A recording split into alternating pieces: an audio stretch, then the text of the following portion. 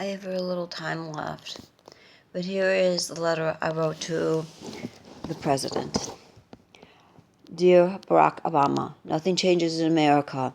Although the MK Ultra files were ordered to be destroyed, my father was able to keep his diary secret. In 1949, my father was involved in injecting 150 school children with virus X. He put phenobarbital elixir into medication, and these people became test subjects in state institutions. I had my father's letter before entering college. He was full of hope and promise. He wanted to become a doctor, but he was poor and needed help. He was idealistic, he was a brilliant, and he was a chemist. So what exactly happened in Korea with Frank Olson? Well, it sure looks like to me the United States made a pact with South Korea to kill United States citizens so South Korea could stockpile biochemical warfare viruses. How many people have died? Innocent United States citizens. The Nuremberg Code was written in 1947 to protect against this. So it was happening way before 1947. And Frank Olson was murdered by the CIA because he tried to stop the slaughter of United States citizens.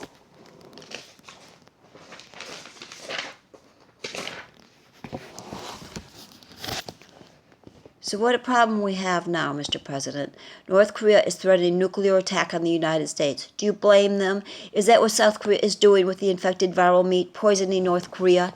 Innocent, loving United States citizens are being given fatal viruses and dying to culture attenuated viruses for trade with other countries with contaminated meat with those attenuated viruses that are being traded to South Korea to kill North Koreans with viruses, and North Korea stockpiles nuclear warheads and brings about nuclear war.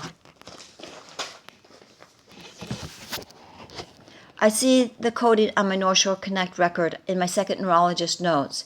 EER, EV, Fast Track FTA. Oh my God. I look up who my records are being forwarded to and find out that the mad cow virus is being studied on me because South Korea is demanding clinical death data before the United States can trade infected meat to South Korea.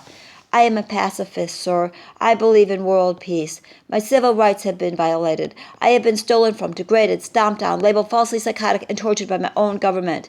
I could have had a life. Yes, I remember my viral research at Washington University Medical School.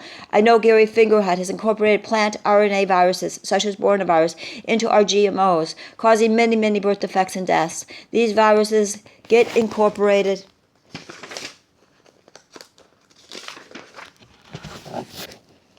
into the victim's DNA and passed down to their kids. My brother has 2 kids that got infected. Jessica died upon birth of hydrocephalus.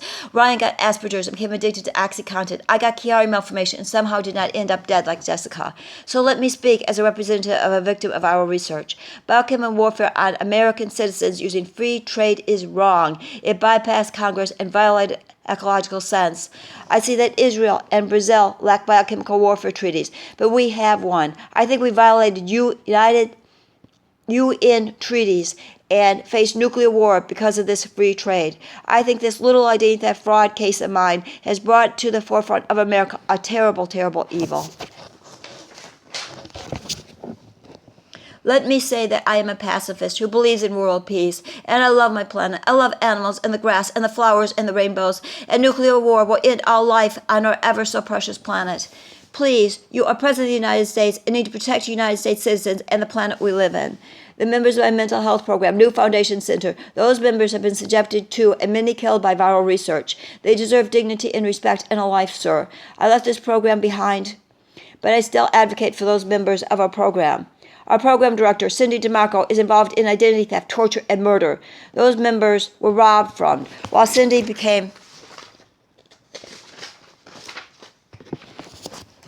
filthy rich. The victims should get paid for being researched on. How awful to rob from those that are dying. Please give those members a lot of money for participating in torture and not allow the torturers to become rich. Ethics, sound judgment are needed now. You seem to be more worried about Israel and the relationship with Pakistan, the nuclear attack on the United States. My father, Dr. Glenn Bacon, hid a baby in a family, falsified a birth certificate, so that one day in 2015 I could bring this before the public. So he seceded. My father and stepmother and brother are national heroes. What happens now is up to you, sir. You better act fast. We have so little time with North Korea so mad at us, not to mention China and Russia. As Spock would say, may peace be with you. Signed by a loving and caring United States citizen, April Bacon, September 20th, 2015.